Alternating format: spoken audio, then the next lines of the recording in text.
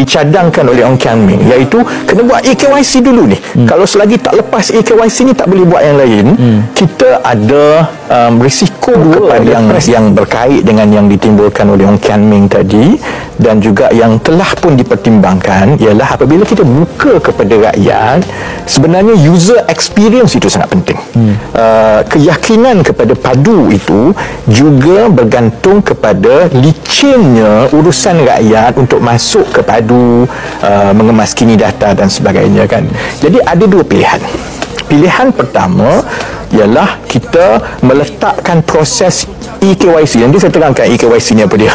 Kita meletakkan proses eKYC itu di depan sekali. Kalau tak lepas eKYC tak boleh buat apa-apa. Ataupun kita membenarkan rakyat membuka akaun dahulu sebagai draft, kemudian mengisi maklumat, kemudian melalui proses eKYC, dan yang hanya eKYC yang sah saja, yang ini yang diterima, barulah boleh dipadankan dengan pangkalan data utama yang berada di server yang berlainan. Baik. eKYC ni maksudnya begini kan. Kalau kita, saya ingat yang dah menggunakan padu setakat ini, dia tahulah eKYC ni maksudnya ambil gambar IC, kemudian upload, ambil selfie, upload, dan AI. Dan AI ada artificial intelligence yang akan melihat titik-titik muka dekat IC, titik-titik muka dekat gambar selfie kita, dan dipadankan. Kalau dia sah, maka bolehlah disahkan bahawa ini adalah identiti yang sebenar, tuan punya kepada IC ini sama dengan nama dia kan. Masalahnya eKYC ni di mana-mana di dunia ini, baik di Malaysia, baik di bank, di Amerika Syarikat, dia bergantung pada algoritma dia. Dan dia juga yang lebih sensitifnya bergantung kepada perkara-perkara yang di luar sistem. Contohnya telefon apa pakai. Contohnya dia ambil gambar dalam gelap ke, dalam terang ke, dia ambil jauh ke, IC tu dia letak macam mana. Jadi bukan semua proses eKYC itu berjalan dengan lancar sekali buat terus berlaku. Lazimnya lah sekali dua kali buat tu dulu kena ambil gambar baru berlaku kan. Jadi kalau kita ambil pilihan pertama seperti yang disebut oleh Ong Kian Ming, dicadangkan oleh Ong Kian Ming, iaitu kena buat eKYC dulu ni. Kalau selagi tak lepas eKYC ni tak boleh buat yang lain. Kita ada risiko kepada prestasi sistem yang akan menyebabkan user experience itu mungkin orang rasa alah letih lah aku dah 3-4 kali buat tapi leceh, tak dapat.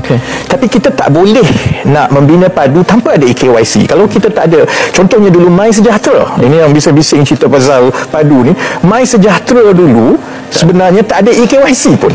Siapa-siapa boleh buka MySejahtera pakai nombor telefon lain, pakai nama orang lain kan. Jadi untuk MySejahtera masa tu mungkin orang takut mati, jadi dia buat lah kan. Jadi mungkin kita menimbulkan, tak timbullah soal ni kan.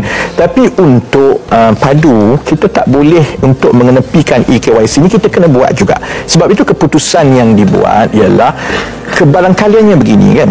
Apa keutamaan dari segi kelicinan proses? Keutamaannya mestilah user experience. Oleh kerana kita tahu hanya data yang telah melepasi eKYC sahaja yang akan diambil kira. Kebarangkalian keduanya ialah orang yang cuba untuk menggunakan nama orang lain, ini adalah case minority.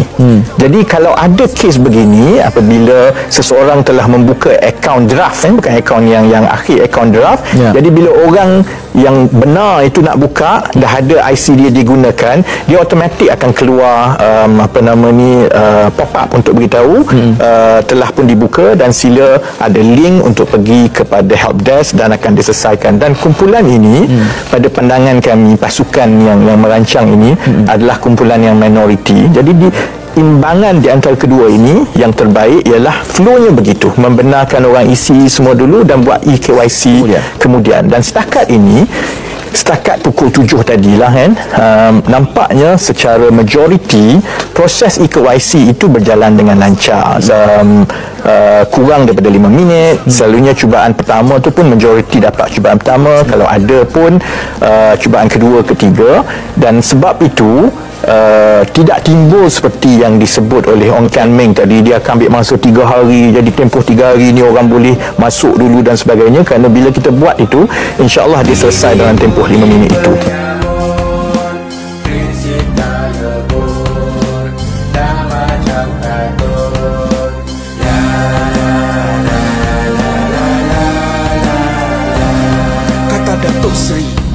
Ini bukan cerita mahkamah.